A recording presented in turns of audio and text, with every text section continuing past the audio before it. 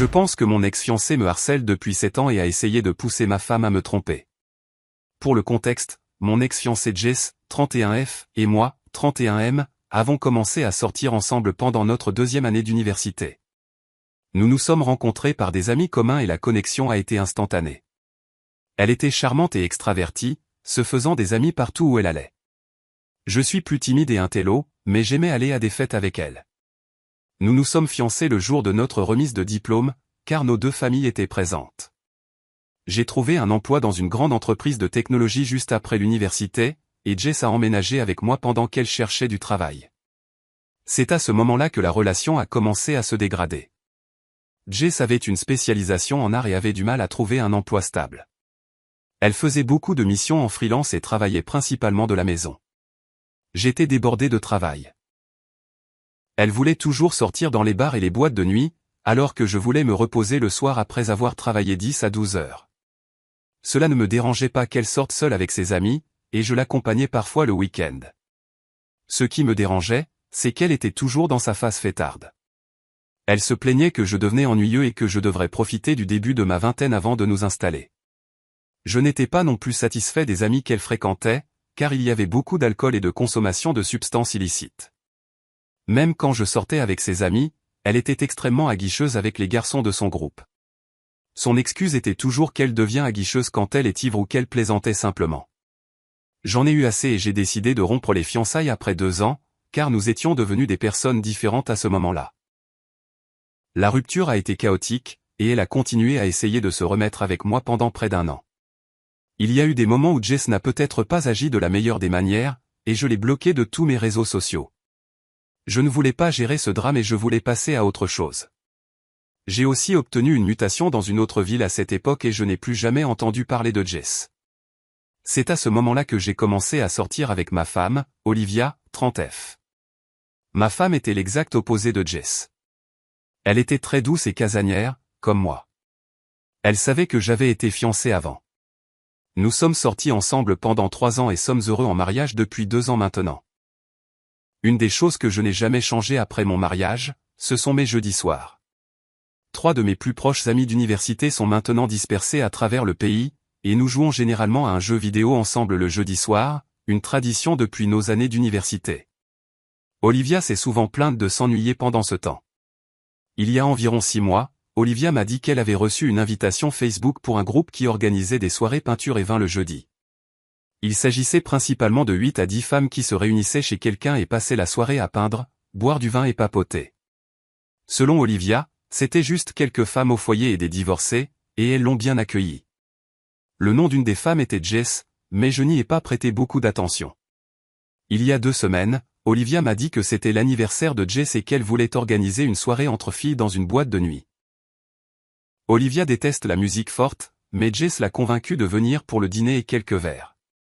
Ce soir-là, j'ai reçu un appel d'Olivia à 22 heures me demandant si je pouvais venir la chercher. Je sentais que quelque chose n'allait pas et je suis immédiatement parti la récupérer. Je suis allé au bar et je suis entré pour aller chercher Olivia.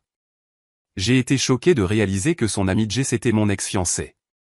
Elle a également semblé surprise de me voir là. J'ai été poli et j'ai dit bonjour à tout le monde, mais Olivia voulait partir le plus tôt possible. Une fois dans la voiture, j'ai dit à Olivia que Jess était mon ex-fiancée, que je n'avais pas vu depuis près de 7 ans. Olivia a été choquée de l'apprendre et ne le savait pas. C'était fou, car je ne savais même pas que Jess vivait dans la même ville que nous.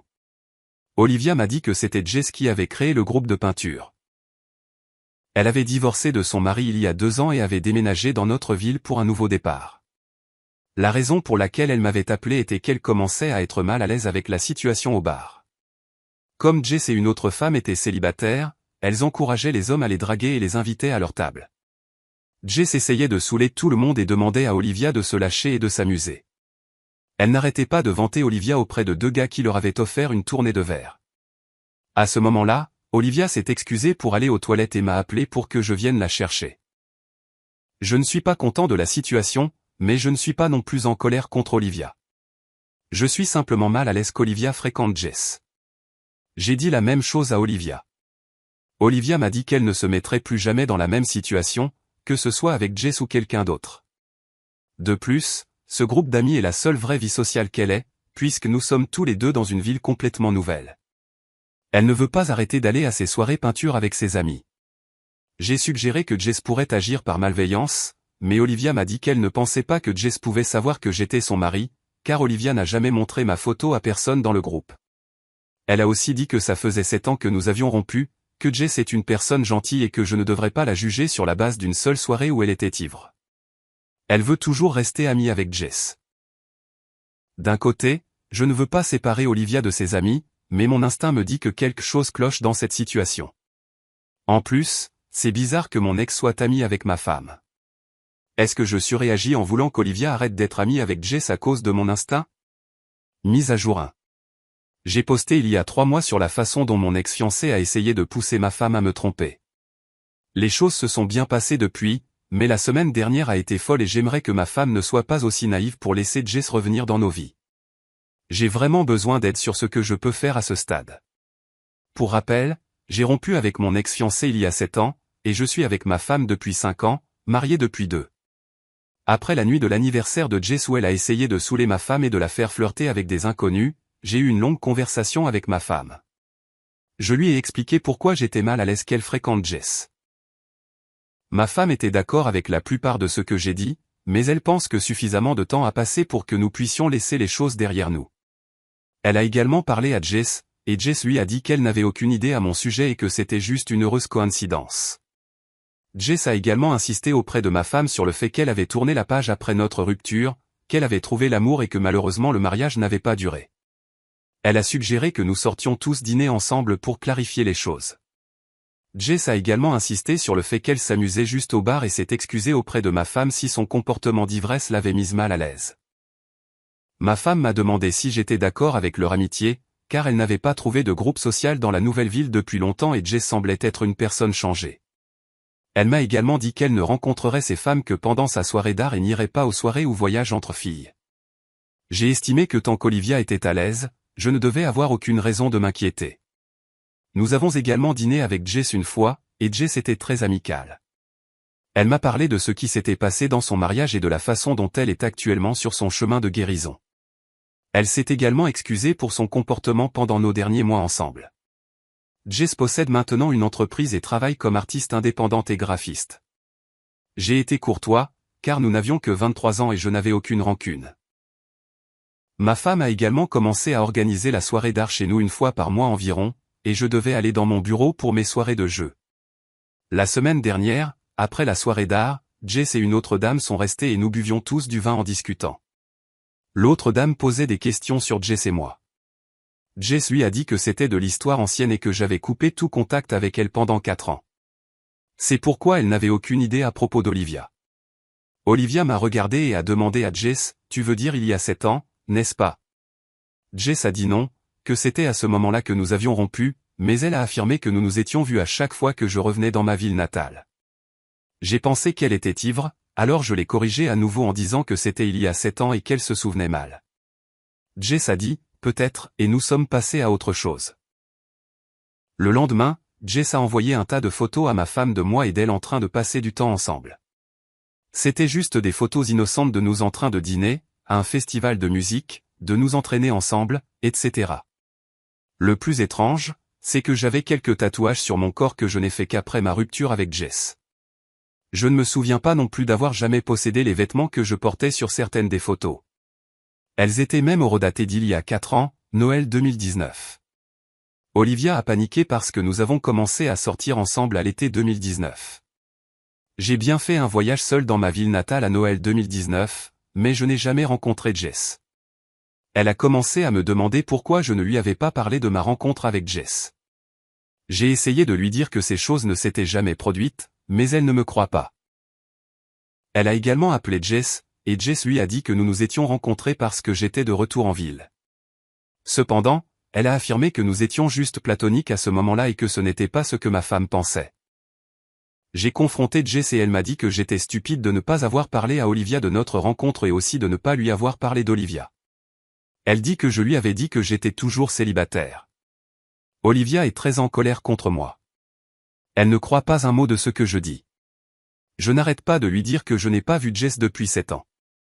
Olivia dit que ça ne la dérange pas que je la rencontre, mais que j'aurais dû lui dire puisque nous étions ensemble. J'ai proposé de lui montrer tous mes relevés téléphoniques de cette période, mais il ne remonte qu'à 3 ans chez mon opérateur. Je suis confus quant à la façon dont ces photos peuvent même exister alors que je ne l'ai jamais rencontré. Ce sont certainement des photos de l'époque où j'étais avec Olivia, car j'ai l'air plus musclé sur ces photos et j'ai aussi des tatouages que je n'avais pas à l'époque. Je lui ai même dit qu'elle pouvait appeler mes amis et ma famille et leur poser des questions sur le voyage, mais elle dit qu'elle a toutes les photos de mon voyage et que mes amis et ma famille me couvriront. Quelqu'un peut-il m'aider à comprendre ce que je peux faire dans ce cas? Je dois convaincre Olivia que tout cela est faux, mais elle est juste en colère contre moi et me fait la tête. Je jure que je n'ai pas rencontré Jess pendant ce voyage et je suis pris dans ce pétrin sans que ce soit de ma faute. Mise à jour 2. Je tiens à vous remercier tous pour votre soutien et votre aide. Cela a été une semaine horrible qui n'a cessé d'empirer.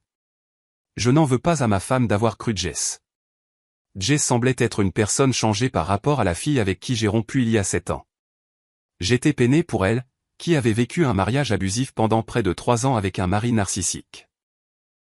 Elle avait repris sa vie en main, réussissait très bien dans son travail et avait même lancé sa propre entreprise. Même moi, je la soutenais et j'étais fier de son parcours. Je pouvais comprendre pourquoi ma femme l'appréciait. Après que Jess a envoyé des photos à ma femme, j'ai tout essayé pour prouver que les photos étaient fausses. Je les ai montrées à 3 connaissances qui m'ont dit qu'elles pourraient m'aider. Aucune d'entre elles n'a pu trouver d'incohérence dans les photos. J'ai aussi appelé mes parents et mon ami que j'avais rencontré pendant ce voyage. Ma mère a vu la photo de la salle de sport et a reconnu que c'était la salle Inca où mes parents vont. Elle s'est souvenue que j'avais utilisé leur laissez-passer d'invité pendant cette visite. Mon ami a également identifié le parc où la photo du festival de musique a été prise. Il a confirmé que nous y étions allés pendant ma visite pour une cérémonie d'illumination du sapin de Noël. Les choses devenaient vraiment déroutantes quant à la façon dont des photos de Jess et moi pouvaient exister dans ces lieux. Jess, de son côté, réconfortait ma femme, lui disant qu'elle n'insinuait rien en envoyant les photos. Elle a dit qu'elle était mariée à l'époque et que nous nous étions simplement croisés plusieurs fois pendant cette visite. Jess disait à ma femme de ne pas trop réfléchir aux photos et que j'avais dû oublier que nous nous étions croisés. Ce qui a un peu calmé ma femme, c'est que ma mère lui a parlé et lui a dit qu'en aucun cas je ne fréquenterais Jess après tout ce qui s'était passé lors de notre rupture. Les choses avaient été très compliquées et il y avait une raison pour laquelle elle était bloquée partout. Ma femme a été d'accord avec elle et m'a dit de laisser tomber. Cependant, c'était un sentiment horrible car je n'avais aucune preuve réelle que c'était faux et j'attendais juste que le couperet tombe à tout moment. J'ai enfin eu un coup de chance incroyable hier soir. Ma femme a décidé de ne pas aller à sa soirée peinture avec Jess et ses amis et m'a dit qu'elle voulait juste qu'on la laisse seule pour lire. Je voulais m'asseoir avec elle, mais elle m'a dit d'aller jouer avec mes amis car elle voulait un peu de temps seule. Pendant notre session de jeu, j'ai raconté à mes 3 amis les plus proches ce qui s'était passé et comment il y avait des photos de moi et Jess dans des endroits que j'avais réellement visités pendant ce voyage. La session s'est transformée en une séance où ils critiquaient Jess, racontant de vieilles histoires et à quel point elle est manipulatrice. Après notre session de jeu, mon ami Jim m'a appelé au téléphone et m'a dit qu'il voulait parler de quelque chose d'important concernant Jess. Il m'a demandé si j'étais seul car il ne voulait pas qu'Olivia entende. Je lui ai dit que je devais aller dans une autre pièce. J'ai mis mon téléphone sur haut-parleur, je suis entré dans notre chambre où Olivia était assise et je lui ai fait signe de se taire. Jim m'a dit qu'il était en contact avec Jess depuis 3 ans. Il a dit qu'elle était toujours mariée mais prévoyait de quitter son mari. Ils se connaissaient parce que Jess était ma petite amie pendant toute l'université. Les premières conversations consistaient simplement à prendre des nouvelles et Jess se plaignait de son mari. Il m'a dit que Jess s'était renseignée sur moi à quelques reprises, car elle avait appris que je m'étais fiancé avec Olivia à cette époque. Il a dit qu'ils se parlaient depuis un certain temps. Jess lui a également parlé de la coïncidence qu'Olivia soit dans son groupe de peinture et de la façon dont elle m'avait rencontré il y a quelques mois quand j'étais allé chercher Olivia.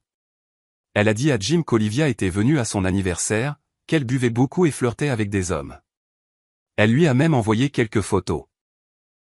Il y en avait quelques-unes de Jess et Olivia ensemble, puis d'Olivia enlaçant et embrassant un homme sur la joue.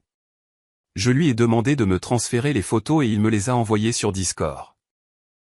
Jess lui a dit que je suis toujours le même type peu sûr de lui et que je devais sûrement suivre Olivia à la trace, car je me suis présenté au bar à 22h comme un parent pour la récupérer. Jess ne savait pas qu'Olivia m'avait appelé des toilettes pour que je vienne la chercher.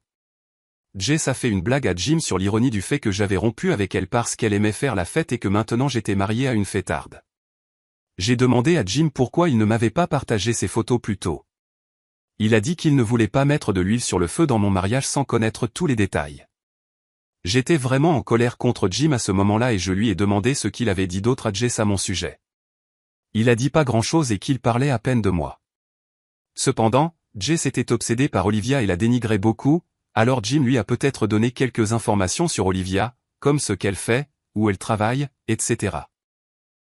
J'ai demandé à Jim s'il avait déjà parlé à Jess de nos soirées de jeu, et il a dit qu'il n'avait pas mentionné comment Olivia se plaint de s'ennuyer. Je lui ai dit de ne rien dire à Jess de notre conversation. Jim m'a demandé de ne dire à personne qu'il était en contact avec Jess. Il a dit que sa femme pourrait se faire de fausses idées et qu'il voulait juste me contacter parce que les choses semblaient devenir vraiment bizarres dans ma vie. Olivia écoutait tout et regardait avec incrédulité les photos que Jim avait partagées. Dès que j'ai raccroché, elle a commencé à m'expliquer que c'étaient les mêmes gars que Jess avait invités à leur table et qui leur payaient des verres. Cependant, elle ne s'était jamais tenue à côté d'eux, et encore moins les avait enlacés ou embrassés. Elle a également fait remarquer que son Apple Watch sur la photo était à son mauvais poignet. Elle était aussi effrayée que Jess la connaisse depuis près de 3 ans et qu'il était impossible qu'elle ne l'ait pas reconnue quand elle a rejoint le groupe de peinture. Olivia était également furieuse contre Jim pour avoir parlé à Jess et m'avoir poignardé dans le dos pendant tant d'années. Elle a souligné que Jim avait été absent une journée lorsque lui et sa famille nous ont rendu visite l'année dernière. Jim était parti toute la journée et était rentré tard le soir parce qu'il devait travailler depuis son bureau dans notre ville. 15 minutes après notre conversation, Jess a envoyé un message à ma femme pour lui dire qu'elle leur avait manqué à la soirée peinture et qu'elle la verrait la semaine prochaine. Son niveau de tromperie nous a vraiment donné des frissons, et Olivia était très inquiète. Olivia veut couper tout contact avec Jess, mais je crains que cela ne soit pas suffisant. Je ne sais toujours pas comment Jess sait ce que j'ai fait lors de ma visite chez mes parents en 2019 et tous les endroits où je suis allé. Je ne sais pas non plus à qui d'autre Jess parle et envoie des photos truquées d'Olivia pour la faire passer pour ce qu'elle n'est pas. C'est vraiment déstabilisant et je réfléchis à la manière de confronter Jess et de m'assurer qu'elle ne nous dérangera plus jamais. Merci encore pour toute l'aide de la communauté, vos messages m'ont vraiment aidé à garder la tête froide pendant cette semaine difficile.